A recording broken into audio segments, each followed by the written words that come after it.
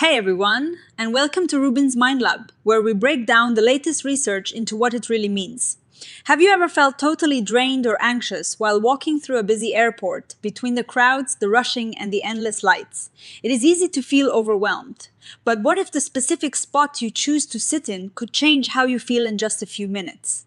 A brand new study just looked at exactly that. The researchers wanted to know how different airport areas affect our mood in real time. They focused on 3 spots at Narita International Airport. First, a standard seating area. Second, those specialized quiet rooms designed for calm. And third, a busy food court. They brought in a group of people and had them spend 7 minutes in each of these locations.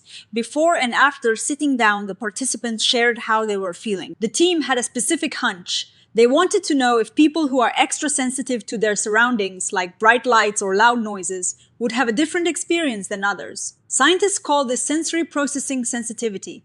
Think of it like a volume knob on your brain. For some people, that knob is turned way up. They notice every smell, sound, and shadow. The researchers thought these sensitive folks might struggle more in the busy spots but really thrive in the quiet ones. So what did they find? Well, the results were pretty interesting.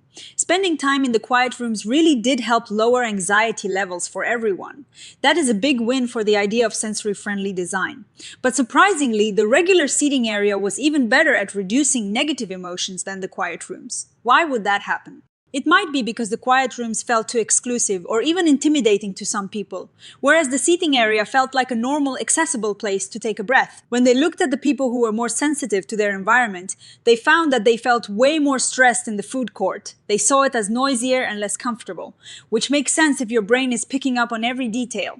But in the seating area, those same sensitive individuals felt a massive boost in their mood. This suggests that you do not always need a fancy, isolated room to feel better. Sometimes just having a calm middle-of-the-road space is enough to help people reset. Now, we have to keep in mind that this was a small experimental study. These participants were not actually stressed-out travelers rushing to catch a flight.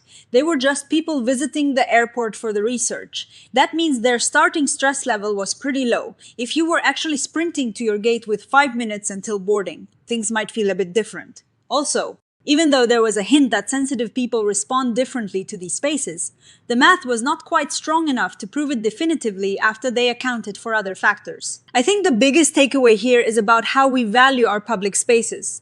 Usually we think of inclusivity as having a separate room for people who need extra support. But this study shows that making the general space better, cleaner, and calmer helps everyone. It is not just about the special quiet zone. It is about making the seating areas, the waiting zones, and the hallways better places to exist. By making these spaces more comfortable for the most sensitive among us, we actually make them more pleasant for the entire crowd. In the future, I would love to see researchers track travelers on their actual journey, from the moment they walk through those sliding glass doors to the moment they take off. This study is a great reminder that our environments are constantly talking to our brains. We are not just passive observers. We are influenced by the light, the sound, and the space around us.